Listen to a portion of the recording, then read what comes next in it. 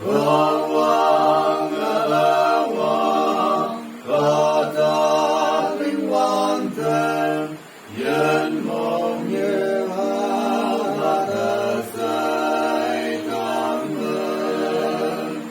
Nốt quên em anh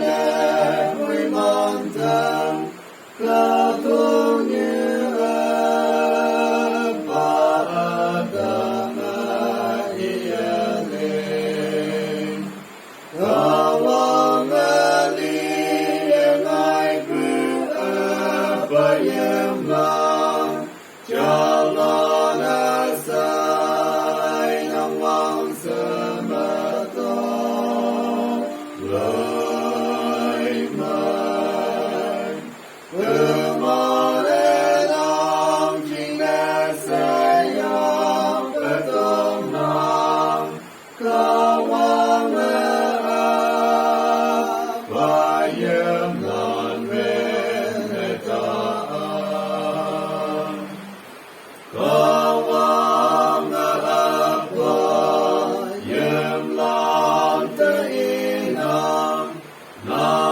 Hãy subscribe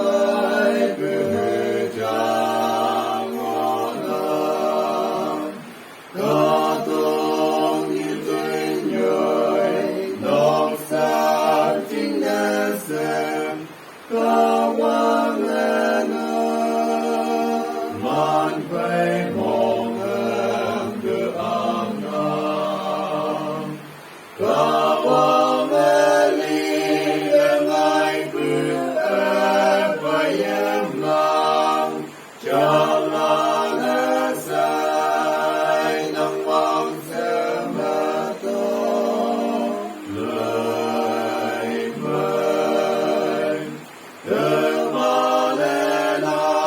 Ghiền Mì Gõ để không bỏ lỡ